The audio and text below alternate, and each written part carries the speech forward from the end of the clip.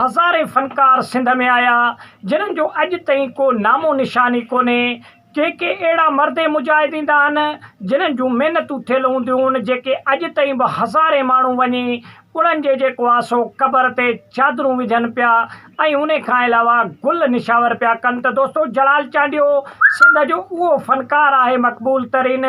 जंहिंखे 2001 में हिन दुनिया मां लाॾाणो कयो, लेकिन अॼु 2025 पियो हले। अॼु बि तव्हां उन जे मज़ार ते वेंदव, अॼु बि तव्हां उन जे ॻोठ में वेंदव त हज़ारे माण्हू सालो साल चांडे जे हज़ारनि जी तादाद में पड़ब विझनि पिया ऐं उन खां अलावा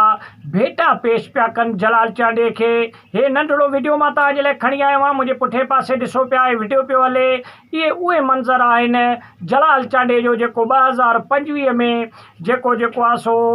मेलो लॻो, जंहिंजी वरसी थी जलाल चांडे जी। इहा उहे माण्हू हुआ जेके जलाल चांडे जे दरगाह ते वरसीअ जे दौरान आया ऐं सवनि जी तादाद में गुल खणी आया ऐं उन खां अलावा चादरूं बि खणी जेको आहे सो दरगाह ते चाढ़ियूं, जलाल चांडे जे क़बर ते रखियूं। ऐं उन खां अलावा कमोबेश जलाल चांडे पंहिंजे ज़िंदगीअ में 17,000 खां मथे केस्टूं रिलीज़ कयूं ऐं उन खां अलावा ॿियूं हज़ारनि जे तादाद में जेके महफ़िल आहिनि ऐं जेके दरगाहनि ते जेके फंक्शन आहिनि उहे बि जलाल चांडे ॻाया। दोस्तो, जलाल चांडियो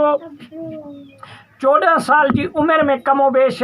तमामु घणो जेको आहे सो मौसीक़ी अहिड़े तरीक़े सां हिकु अंदाज़े जे मुताबिक़ 22,000 खां मथे जलाल चांडे गीत ऐं कलाम पंहिंजा रिलीज़ कया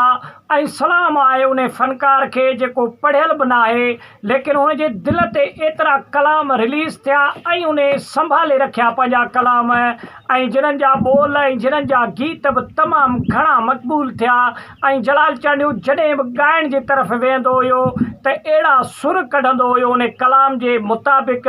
जेके ॿुधण ऐं ॾिसण वारा तमामु घणो जेको आहे सो पसंदि ईंदो उनखे। दोस्तो, जलाल चांडियो मशहूरु ऐं मक़बूल तॾहिं थियो जॾहिं PTV ते उनजो हिकिड़ो कलाम सॉन्ग ऐं उनजी हिकिड़ी इंटरव्यू जॾहिं रिलीज़ थी त तमामु घणो मक़बूल थियो जलाल चांडियो। उन इंटरव्यू खां पोइ झंग झर में ट्रैक्टरनि वारा, गाॾियुनि वारा ऐं उन खां अलावा नंढड़ा ॿार ॻोठनि में बि टेप ऐं रेडियो खणी ऐं उन में जलाल चांडे जा गीत ॿुधंदा हुआ। दोस्तो, जलाल चांडे वटि हिकिड़े वक़्त जे सूरत में ट्रैक्टर जा ड्राइवर बि आया हुआ ऐं जलाल चांडे खे रिक्वेस्ट कयूं त जलाल चांडिया, हाणे तो सॼे सिंध जे लाइ ॻायो आहे, लेकिन असां ड्राइवरनि जे लाइ बि हिकिड़ो कलाम रिलीज़ कर, जेको असां पंहिंजे कलाम जेको आहे सो ट्रैक्टर जे हलायूं बि सही ऐं तुंहिंजे आवाज़ खे बि सॼे सिंध में फेरायूं ऐं मक़बूल कयूं। त दोस्तो, अहिड़े तरीक़े सां पोइ जलाल चांडे उन ट्रैक्टर ड्राइवरनि खे सभ खां पहिरीं मानी खाराई ऐं उन्हनि जे लाइ हिकिड़ो तोहफ़े तौरु हिकिड़ो कलाम रिलीज़ करे ॾिनो, जंहिंजा कुझु ॿोल इहे हुआ त राति जो हलायां ट्रैक्टर ट्राली ऐं आहियां ॾाढो सूरनि में जानी। अहिड़े तरीक़े सां कलाम रिलीज़ थियो जलाल चांडे जो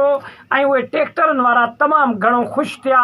ऐं जलाल चांडे जे लाइ मुख़्तलिफ़ सूखड़ियूं ऐं मुख़्तलिफ़ तोहफ़ा बि ॾिनऊं जलाल चांडे खे। जलाल चांडियो हिकु मक़बूल फ़नकार हुयो ऐं जलाल चांडियो पूरे पाकिस्तान में, सिंध, पंजाब, बलोचिस्तान में जेके बि महफ़िल थींदा हुआ, जलाल चांडे खे माण्हू घुराईंदा हुआ शौक़ सां